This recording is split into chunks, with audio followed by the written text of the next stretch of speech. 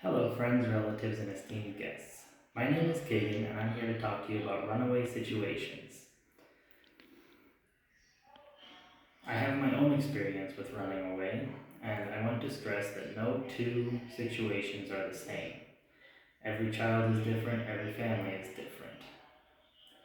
I will be sharing some tips and advice on how to cope with a situation should it arise, or how to hopefully prevent it from arising in the first place. Every situation is unique, so while my tips and advice will be as general as I can make it, my experience and my anecdotes are necessarily specific to my own personal experience. I'd like to start with a little bit of background. I was raised in rural Wisconsin.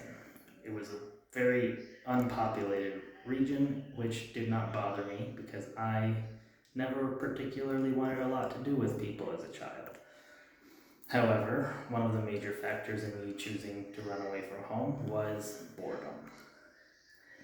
I had just spent a summer mostly at home playing video games or away at small farms trying to avoid doing too much work for the money I earned.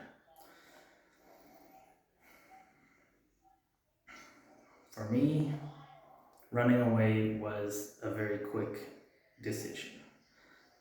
The senior year of high school was already just boring me, and I didn't want anything to do with it. I didn't want to spend the next 9 months sitting in classrooms watching the snow fall and then melt again.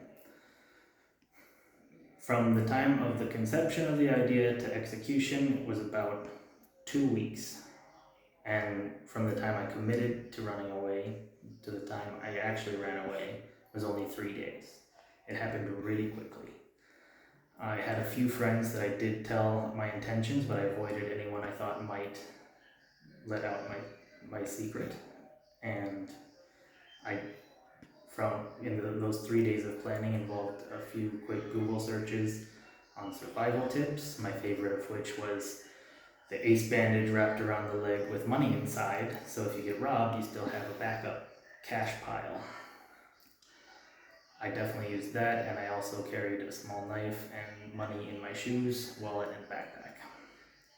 This money, by the way, was everything from my bank account from the last few years of summer jobs, washing dishes or doing manual labor on farms.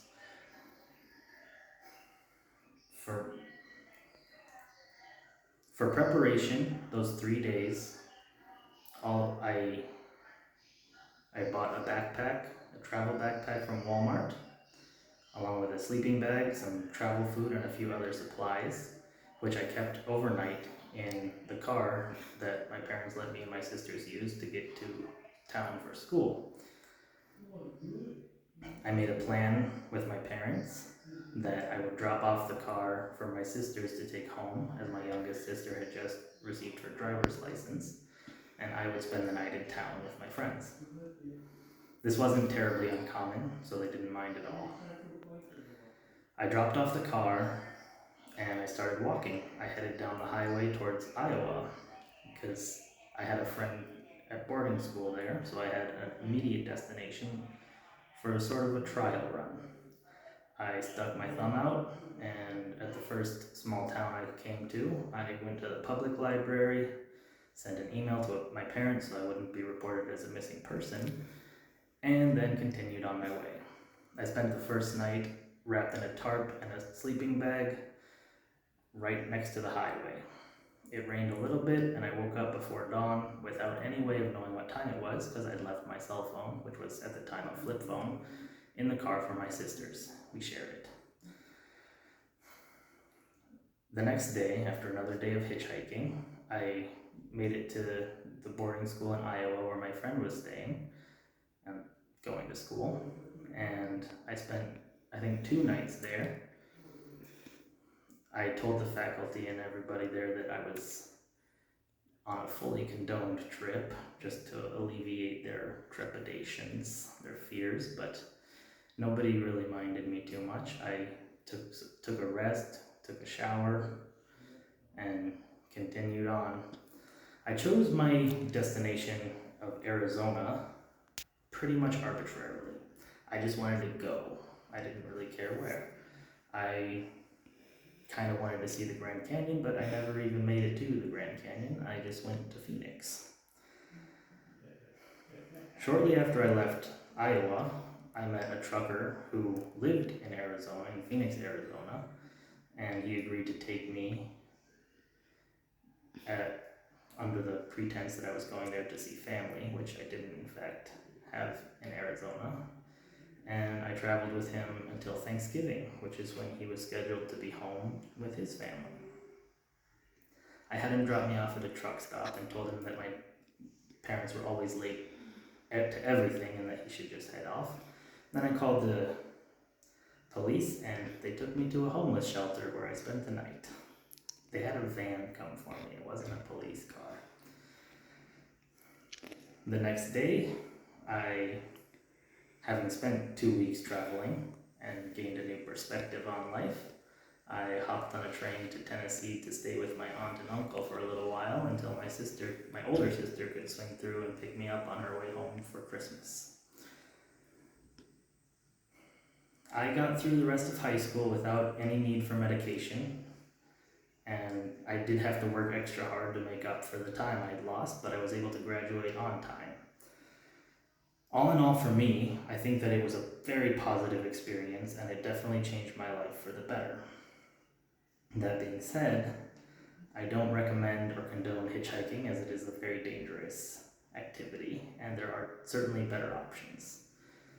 My parents, for their part, they coped very well, and that brings me to my first tip, and it's based on their response to me running away. They let me be. They didn't try to come after me, they didn't tell me to come home. They told me that when or if I was ready, they were always happy to have me back. And throughout the entire trip, I contacted them only a few times, just letting them know I was still alive, and especially to let them know that the trucker I was with was on the up and up, and that I had a consistent place to sleep at night, even if that place moved. I was in the top bunk of his sleeper cab.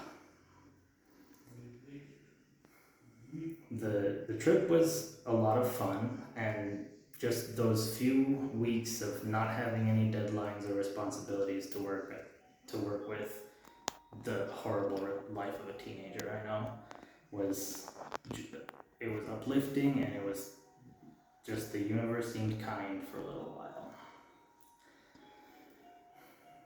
If you think that you have a child that might be at risk of running away or is simply just struggling, in my situation, I was suffering from undiagnosed ADHD and depression, and my parents had tried to get me into therapy and tried to get me to see a psychiatrist, but I wouldn't have it. I was a teenager by the time they started talking to me about that, and I don't know if there was too much stigma in my mind or I was just too darn stubborn, but I wouldn't go.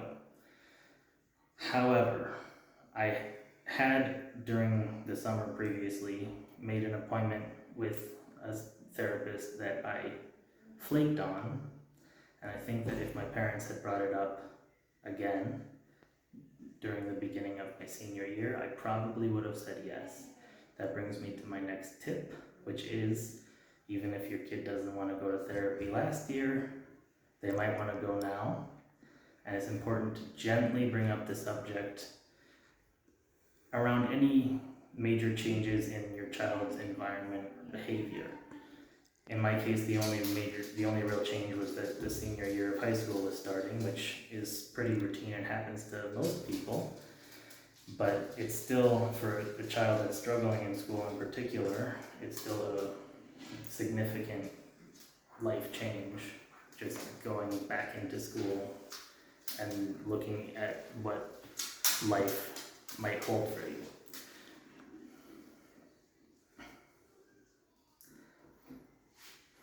For children, I would say definitely before you run away, talk to your parents. They're not going to let you run away. I know that you're not going to be saying, hey, mom, dad, I'm thinking about running away. But it's still a good idea to ask them for help with whatever you're going through before you take matters into your own hands. Chances are they love you a lot and they want what's best for you.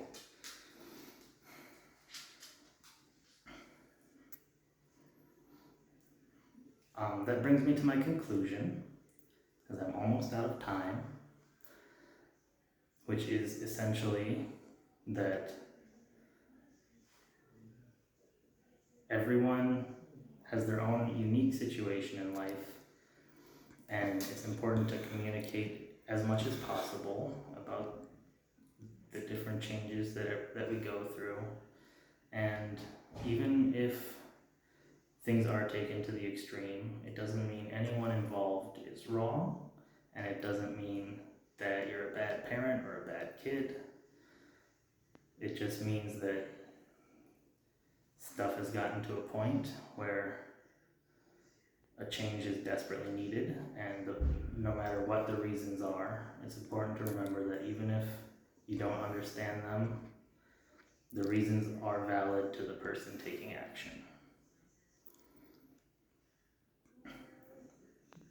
In summary, my tips are: communicate with each other. It's not the end of the world. Be safe. Plan ahead. Don't drink anything from strangers.